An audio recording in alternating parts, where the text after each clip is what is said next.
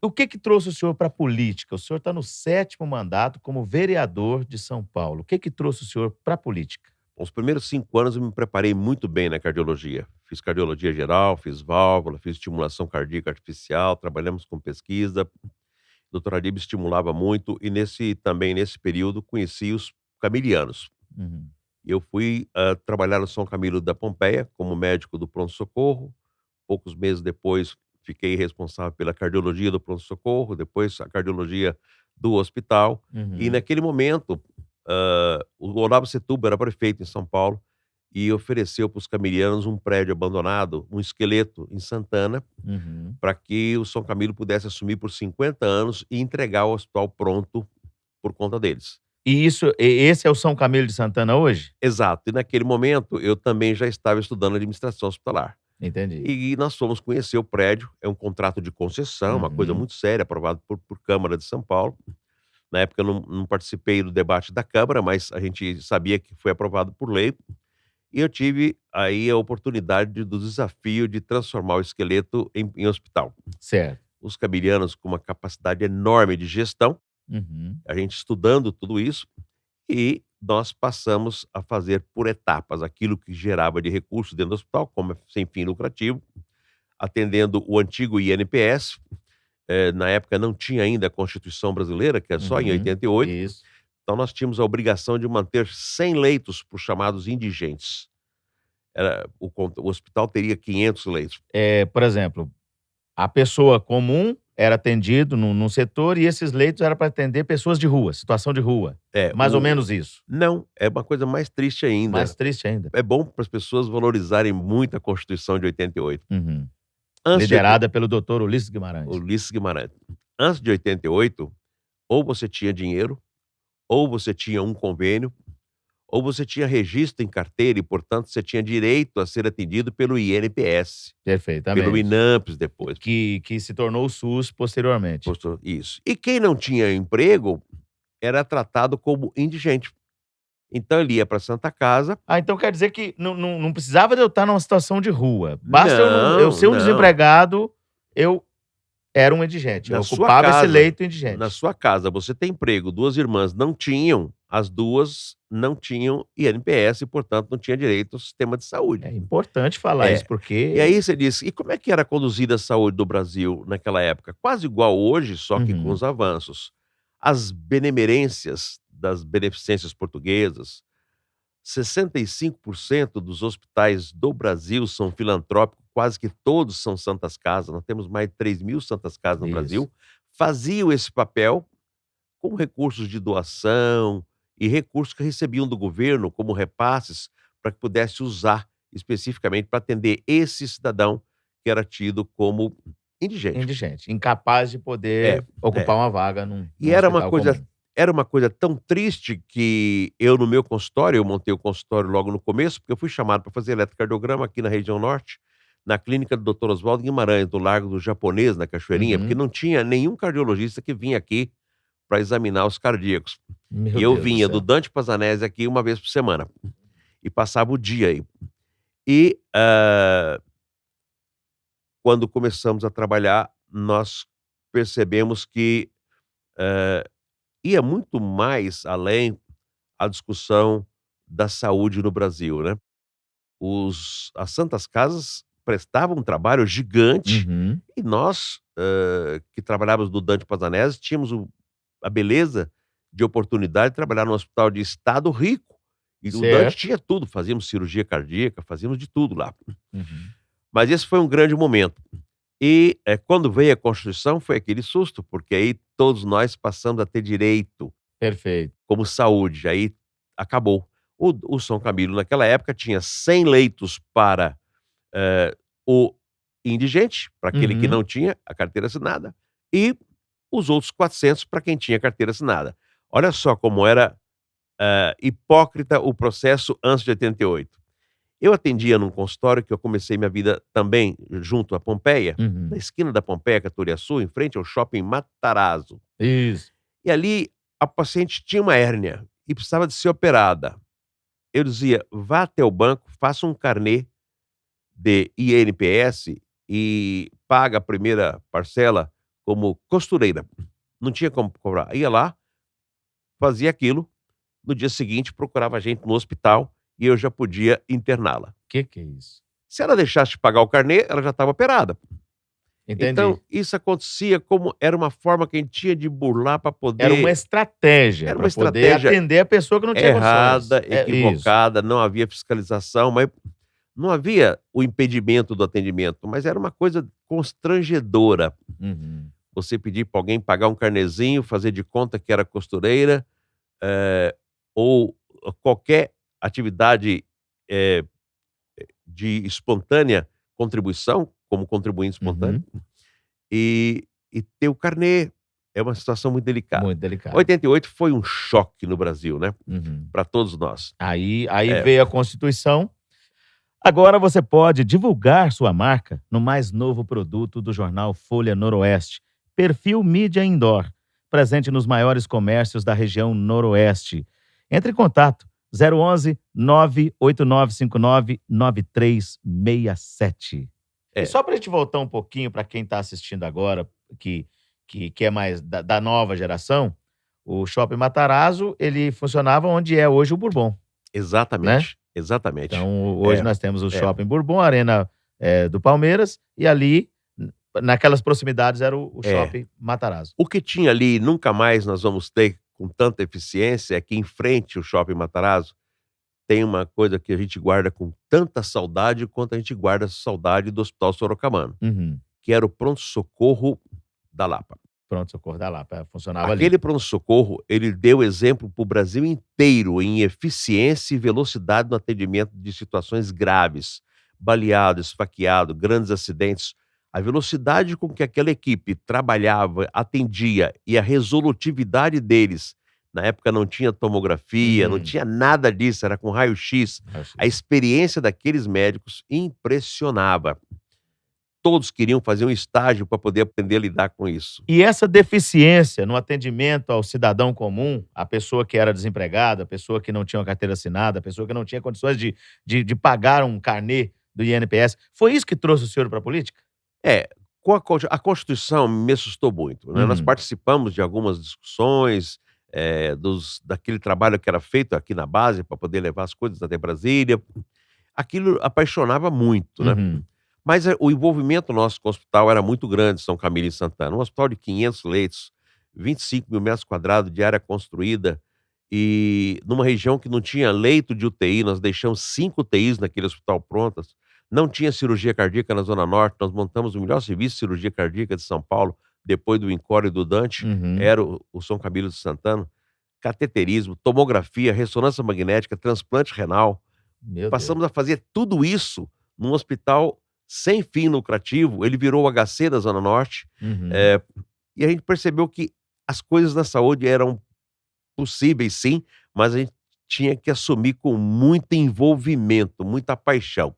Entendi. Tinha que ter muita garra, É, senão não conseguia porque o fazer. nosso problema na época era tratar diretamente com o INAMPS, ou quando nasceu o SUS, Uhum. tínhamos que tratar ainda com as regras antigas, ou a gente falava em Brasília, ou íamos na Dataprev no Rio de Janeiro. E eu passei a lidar com um tipo de política que não era Era municipal, um grau de dificuldade muito grande para se fazer as muito coisas. grande. Tínhamos que tratar as coisas no Ministério da Saúde em Brasília, Meu Deus do céu. né. E aí, doutor Beltrão, ministro, Uhum. aí nós víamos como era difícil a realidade no Brasil, perto do sonho que tem nos escritórios em Brasília, Certo. dos senadores, dos ministros, enfim, não era a nossa realidade aqui, né. Uhum. Aí eu fui tocando a minha vida, entendia muito bem isso, as coisas caminharam bem, e na década de 90, eu já tinha um nome na cardiologia na cidade, razoavelmente conhecido. Uhum. Nós tínhamos muito deputados que eram clientes, porque tratavam com o doutor Adib, tratavam no Perfeito. nosso consultório, o consultório já estava indo muito bem, e coube ao destino nos colocar um deputado, na ex-prefeito de Osasco, eh, o Francisco Rossi, nosso cliente. E nós passamos a acompanhar o Francisco Rossi, não era cardíaco, mas era um amigo, passou a frequentar o Uhum. consultório. E, na época que ele nos procurou e passou a acompanhar mais de perto, nós tínhamos uma coisa em São Paulo chamada PAS. Era um sistema de saúde que funcionava e não era o SUS. Entendi. E a prefeitura gastava muito com aquilo, não tinha controle, era tocado pelas cooperativas. E naquela época, o Paulo Maluf deixou de ser prefeito. E ele deixando de ser prefeito tinha que fazer um sucessor, não aparecia nome. Certo. Fica nesse vazio que nós estamos agora. Quem será o próximo? E aí, nesse momento, o Rossi falou: eu vou sair candidato a prefeito de São Paulo. Quando ele lançou o nome dele, apareceu com quase 30% das intenções de votos. Não, e ele foi lá no topo, né? Foi no Foi topo. no porque topo.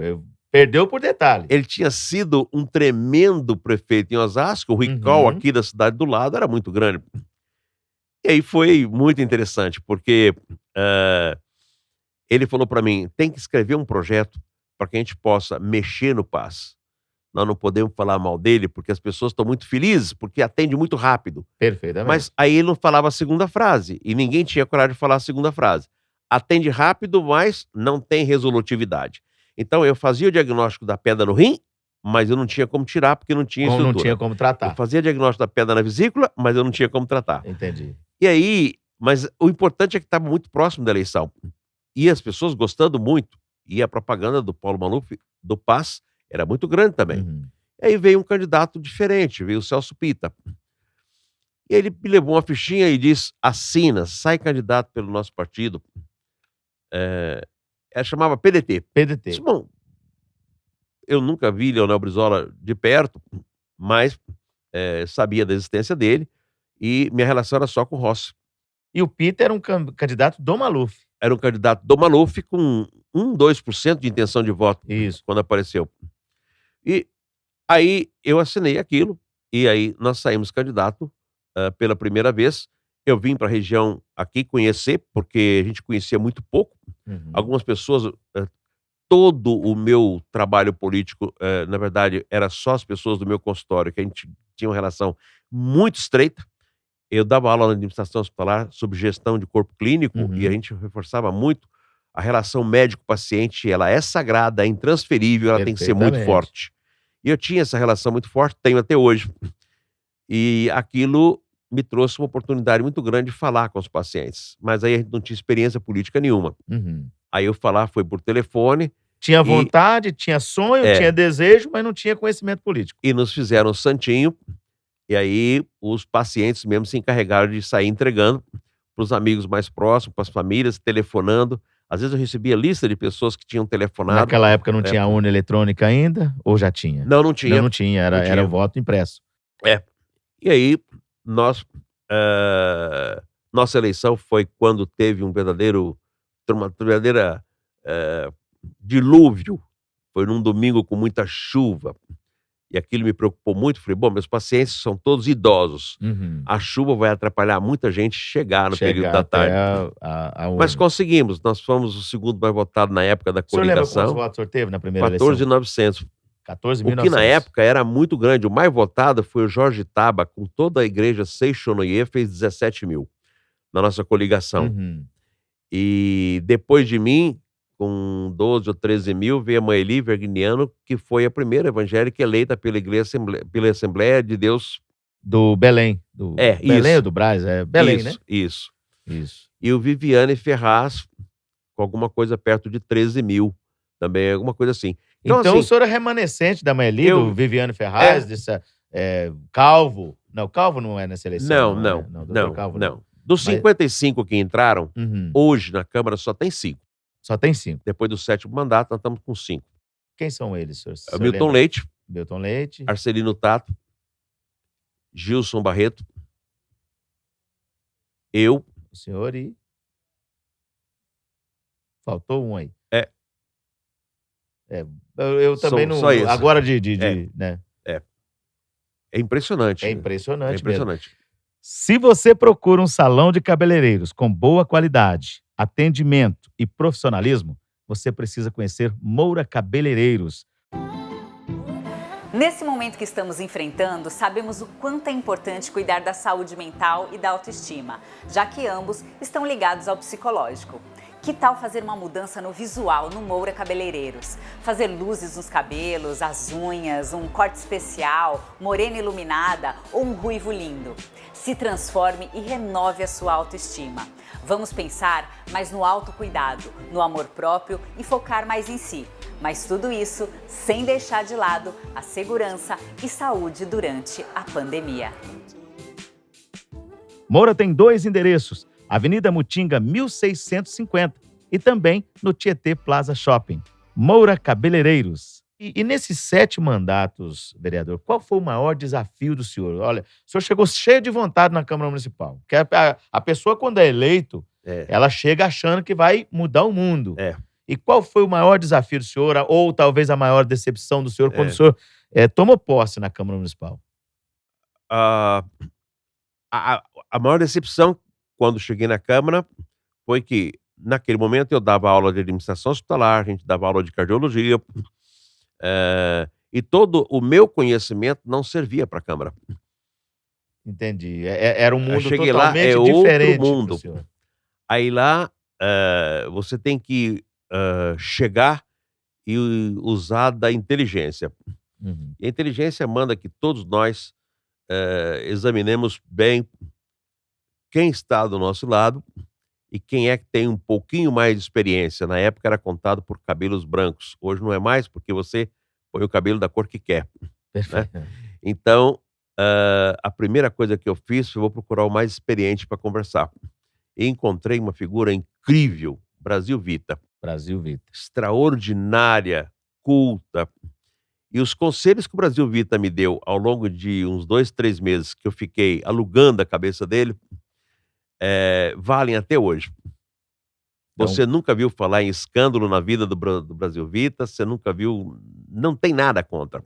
não tem denúncia, E fez não tem nada que desabone. 10 mandatos 10 e uma história digna de um belíssimo livro ou filme.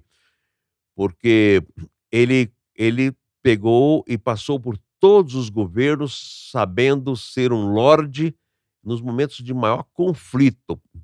Não deixou inimigos na vida política. Uhum. É difícil isso. É muito Mas difícil, porque no embate do dia a dia sempre tem alguém que não pensa da mesma forma que o senhor, no caso, que é um vereador experiente, chega um novato lá, o novato quer também mostrar a verdade dele, é muito complicado, E né? tudo que eu sabia de saúde se aplicava à figura moderna de um SUS moderno. E nós aqui tínhamos um passo.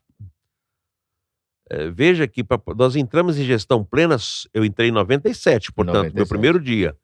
A gestão plena do SUS só veio em 2003, 2003, tá? a gestão plena em São Quer dizer, Paulo. depois do primeiro mandato, praticamente. E a gestão depois plena do primeiro veio mandato. em cima de um texto que a gente chama Jeitinho Nosso mesmo, feito pelo Carlos Neder, que faleceu essa semana, nos deixou, uma grande figura da saúde pública no Brasil, no estado de São Paulo, Isso. e trouxe um belíssimo avanço nessa discussão. E nós colocamos que nós não tínhamos o código, não tínhamos vigilância sanitária, não tínhamos código sanitário, Meu e Deus. precisava ter. E para escrever um outro, não daria tempo. A prefeita Marta estava louca para poder implementar a gestão plena, porque aí passaria a Isso. vir dinheiro do governo federal para cá. Perfeitamente. E aí a ideia dele, nós escrevemos juntos e aprovamos juntos, que é usar por analogia o código do Estado até que a gente não tenha o próprio. Olha só, Pronto. uma única frase, uma pessoa competente, e foi aprovada por todos os vereadores, inclusive Fez com que a coisa andasse. resolveu e entramos em gestão plena. Olha só. É muito bonita. A história da Câmara, ela é sempre interessante de ser vista e vivida. Passou pessoas importantíssimas nessa casa, né? O senhor é um vereador, o senhor tem, desde de 97, né? O senhor tem um reduto político, o senhor tem um pessoal que acompanha o senhor acabou atravessando gerações de eleitores, né? Talvez muitos que votaram no senhor no primeiro mandato não estão mais aqui, mas os filhos, os netos, continuam apoiando o senhor. O senhor nunca pensou em deixar de ser vereador para ser um deputado estadual, um deputado federal, ou até mesmo, sei lá, buscar uma prefeitura que não seja de São Paulo, mas de uma cidade vizinha? Não, tivemos oportunidade. Mas não. Uma vez eu tive que sair candidato a deputado federal pelo PTB para poder somar gente na chapa, Uhum. praticamente não fiz campanha. Mas assim, eu nunca tive nenhum interesse em ser deputado federal, e tampouco deputado estadual. Por quê? A minha formação é uma formação de médica e de administradora hospitalar especializada. Uhum. E eu entendi na política de que a gente precisaria de se especializar. Eu me especializei na capital. Entendi. E é muito interessante. Hoje a gente discute com muita tranquilidade o subsolo da cidade, o espaço aéreo da cidade, o solo. A gente fui relator da lei de zoneamento, fui vice-presidente da Comissão de Política Urbana, participei do plano diretor da Marta e da lei de zoneamento, a elaboração do Código de Obras. A gente foi aprimorando os estudos na cidade de São Paulo, as políticas públicas do município, os grandes debates de CPI. Demos aula durante muito tempo, orientado inclusive por José Eduardo Martins Cardoso, Lembro do José sobre Eduardo o Cardoso. alcance da CPI municipal. Quando a gente vê a CPI em Brasília, não tem nada a ver aquela CPI com a nossa. Nossa CPI aqui, o limite físico é o limite físico do município. E ela funciona efetivamente, Ela né? funciona bem no município. Eu não tenho que sair daqui e ir a Barueri ou ir em Osasco brigar. Lá eu não sou ninguém. Uhum. O limite da autoridade do vereador, no sentido investigativo, é até o limite do município. Então, havia um debate muito grande no Brasil, e eu fiz palestras para todo lado, sobre o limite das CPIs municipais. É porque o São Paulo é uma capital, né, que é praticamente um Brasil aqui dentro, É né? verdade. Então, ou seja, o vereador de São Paulo, se ele não souber os limites, ele avança sem querer, Avanço sinal. né? É lógico que se eu tivesse centralizado toda a minha energia nesse período numa única região e ficado especificamente nela, Uhum. você teria com certeza mais facilidade de se eleger, mais Perfeito. votos, etc e tal. Mas é muito importante estar aqui em Pirituba e dizer para você que a gente anda bastante na região sul, a gente conhece o Grajaú, a gente Isso que eu ia conhece perguntar. O Guaianazes. senhor é bem visto em muitos bairros de São Paulo?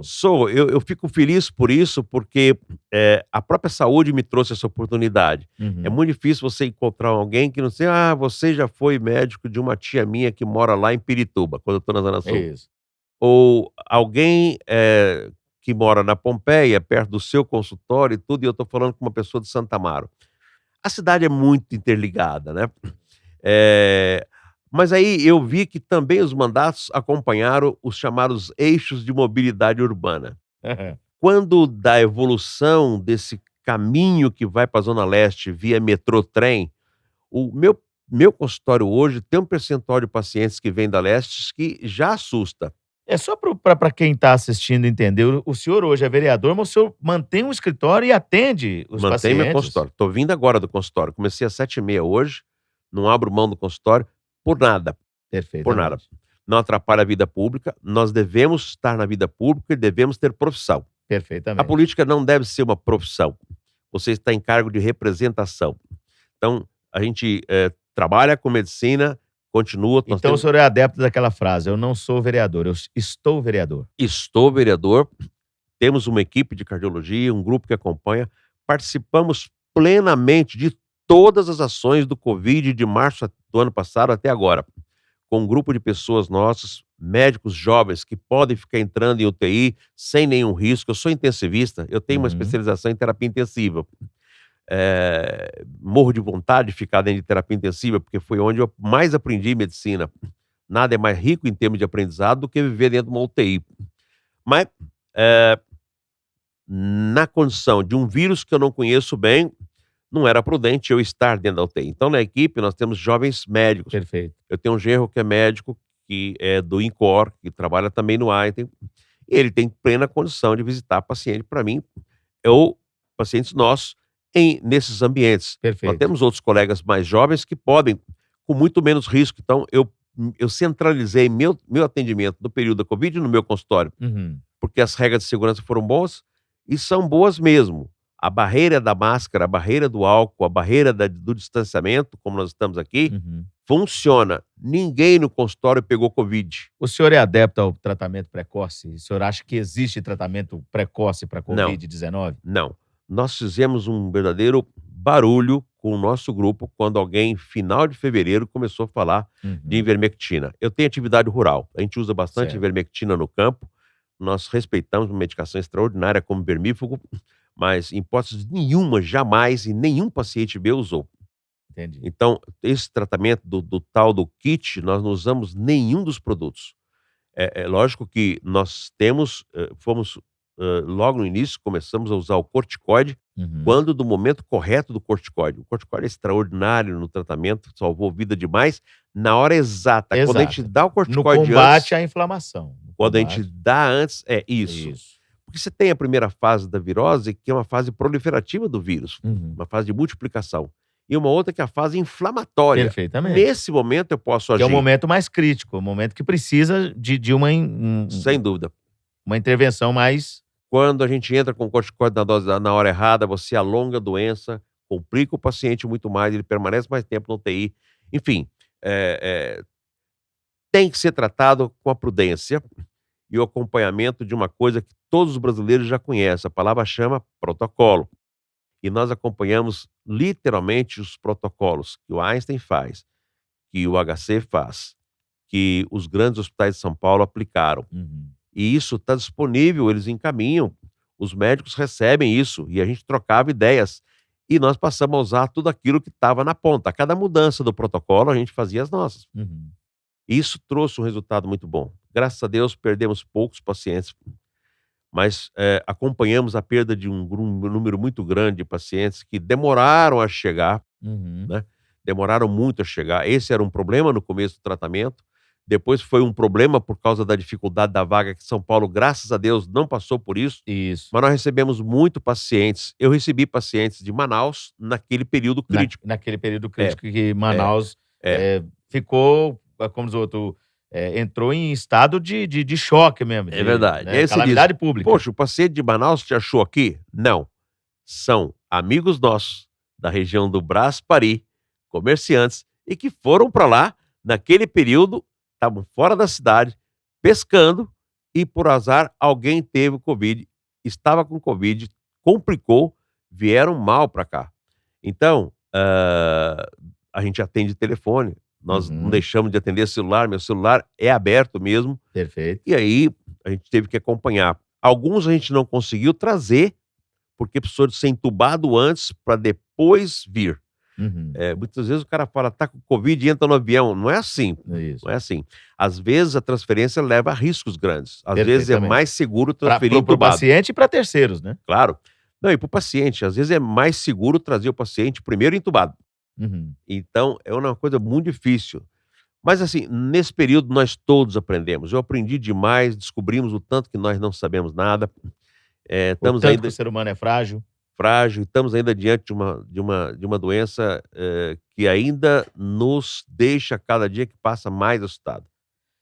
E você, como é que tá o seu sono? Tá de qualidade? Ah, não tá dormindo bem, tá com insônia, acordando no meio da noite, virando de um lado do outro na cama. Gente, o vilão da sua saúde pode ser o seu colchão. Por isso, eu, César Galones, recomendo para você sempre o colchão tecnológico da Sono Quality. Um colchão que vai trazer um sono com mais conforto, vai combater dores nas costas, nos ombros, no pescoço, o famoso bico de papagaio. E, além de tudo, te dar um sono reparador, repousador. Você vai dormir a noite toda e acordar bem, disposto para conquistar os seus objetivos. Quer mais informações? Ligue agora gratuitamente para Sono Quality 0800 004 0102. 0800 004 0102. Peça informações, convide um representante, ele vai até você e apresenta o colchão. Se você gostar, você adquire, senão você não tem compromisso. Mas o importante é pensar na sua saúde e qualidade de vida. Saúde é o melhor investimento que o ser humano pode fazer. Durma a partir de hoje num colchão tecnológico da Sono Quality 0800 004 0102. Sono Quality, o colchão do Brasil.